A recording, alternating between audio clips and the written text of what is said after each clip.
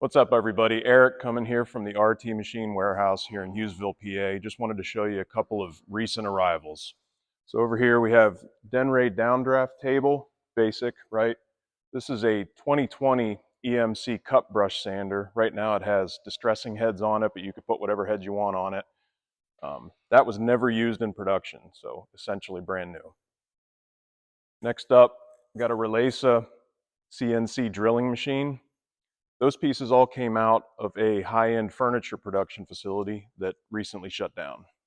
Next, we're going to work our way down. Got the Frulmac double end tensioner, a great piece if you're doing any kind of fixed length flooring or door parts. That's a Frulmac model floor mat.